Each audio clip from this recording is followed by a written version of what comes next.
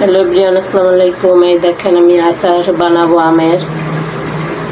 আচারের আয়োজন চলছে, আরও কেটে রেখে দিয়েছি, সেগুলা ফ্রিজে রেখে দিয়েছি। এই যে ডিয়ার দেখেন, আমি একটু হলুদ আর একটু লবণ মাখিয়ে আমটা কী করে রাখবো, একটু ম্যারিনেট করে রাখবো কতক্ষণ।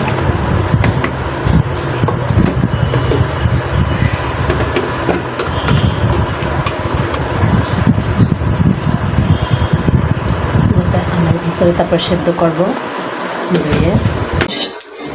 এই যে আমটা একটু হালকা সেদ্ধ করে নিয়েছি। এই যে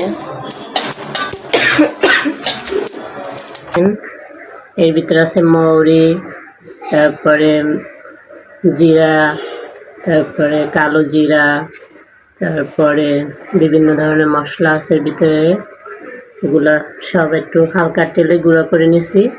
আর এখানে আছে শুকনো মরিচ গুঁড়া, এগুলো দিয়ে দেবো আচারের ভিতরে। এখন আমি আচারটা বানাবো। এই যে আমি সরিষার তেল দিয়ে নিচ্ছি। হ্যাঁ, ঠিক আছে। এর ভিতরে দিয়ে দেবো পাঁচফোড়ন মশলা। এই যে মশলাটাই, এটা রাঁধুনি পাঁচফোড়নের ভিতরে সব আছে, ঠিক আছে। আমি অল্পটা দিয়ে দেবো।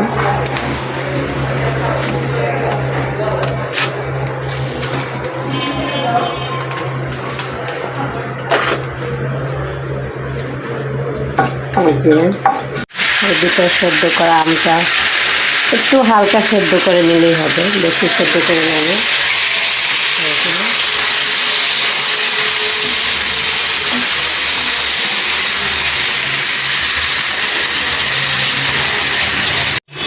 দিয়ে দেবো একটু মরিচের গুঁড়া,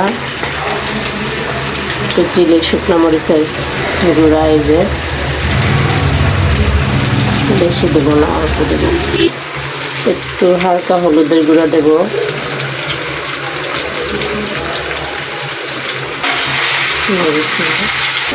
এখন দিয়ে দেবো চিনি। চিনি আপনারা পরিমাণ মতো, যে মিষ্টি বেশি খেলে বেশি দেবেন চিনি, কম খেলে কম দেবেন। আমি বেশি দিই না। দিয়ে দেবো বিট লবণ।